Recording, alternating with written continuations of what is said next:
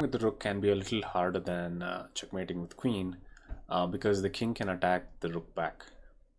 But the underlying concept of checkmating with the rook is the same, getting the king to one of these edges and usually after that to the corner, one of the corners, and checkmating him. I'll quickly show you how it can be done. So here I'm trying to make a boundary boundary around the king, and so that he will not be able to escape. And then I'll try to restrain him to one of the edges, make it smaller and smaller. So you can already see that the boundary has become a little smaller.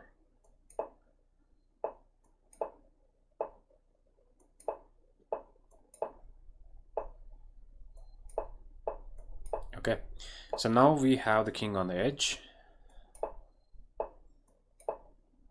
and we use the king and the rook together to get him to the corner. So he's almost in the corner, and at this moment we can checkmate him here. Right. So the longer version of this, this is not the best way to do it, but it's the easiest way to remember and reproduce. So I use this for beginners because they feel it's a lot easier to remember the method used here instead of the one which does it quick. The quicker one is actually harder to remember, and it changes based on our opponent's king position. But in this method, we don't really have a lot of changes, though we change a little bit, but not so much. The first thing is that you have to restrict the king to one of the sides, either left or right or top or bottom. You can decide that. First thing is that I see that king is closer to this side, so I'm bringing the rook to this square so that he won't escape anywhere this side. So I'll be covering all this with my rook, and that way king won't escape on the left side here. He can only stay in the same line or go to the right side. So that's the first thing I do, and then I can actually move the rook here and make this boundary or push the king up. So this time I'll try with the rook, and now I cannot actually go here because the king will take me, so I have to bring my king. So one thing you have to remember is that while checkmating with the rook, you need your king with you. Now at this moment I cannot do anything because I am already covering this. I cannot actually give a check. That will be a mistake because king will easily escape. So I will make a waiting move here. Waiting move is something that we make so that we give the move to black. In this position, if black moves, it's good for us, but it's our turn. So we have to make a waiting move so that black king moves somewhere, maybe up, maybe to the right. We don't know, but we'll make a waiting move. Lucky for us, he moved to the right side. So what we do is we cover one more square, and we have a smaller square now. We continue this. Okay. Here at this moment I cannot go up. I cannot put the rook here because he will escape. I cannot go up because king will take us like this. So what I do is I move my king up. So here, making sure that rook is still covering this, so we can with no worries we can do that. Now again, in this position I'm making a waiting move, and we have the king on the edge. So once we have this, it becomes easy for us to checkmate, but we still have to get the king to the corner of that of the board. Okay. Yeah. Yeah, at this moment I have seen people doing this check, which is useless because king just comes to this square, and also I have seen people doing this, which will be a stalemate, which is a draw. So make sure at this position you see what your how you should give a check. Maybe take some time, maybe a minute or so. It's okay, because I've seen a lot of beginners make mistakes here.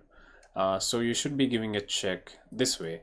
It kind of it's easy to remember because it's kind of make a triangle with the king, with the opponent king and our king. It makes kind of a triangle, but that's just a pattern that you have to remember. This is a checkmate. And many times, let's say we go here.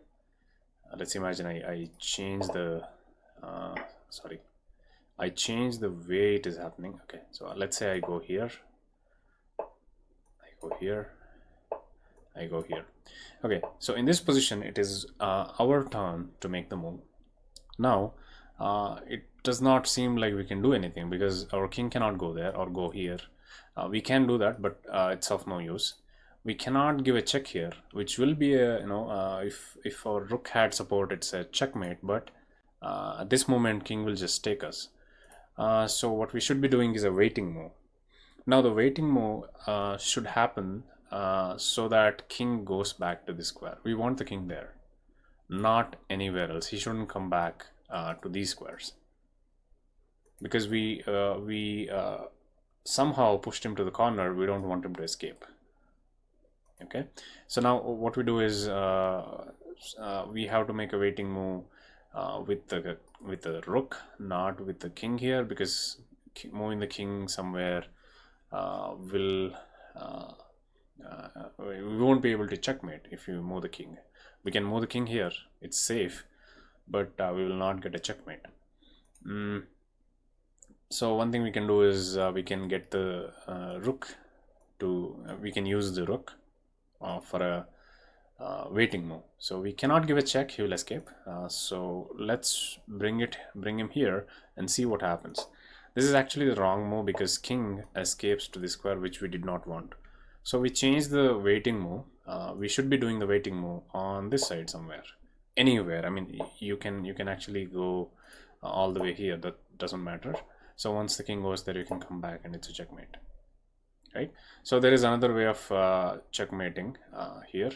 What you can do is when you get to this position, you can actually go here. This is called triangulation, and you can go back here. So we made the king go in a triangle so as to get to this position, and it's our turn and we can checkmate. So there are plenty of ways to do this, but I think this covers enough to learn how to checkmate with the rook. What I recommend is going through the video again and find out how to remember these, especially some of the waiting moves, and you can easily checkmate your opponent even if you have a single rook.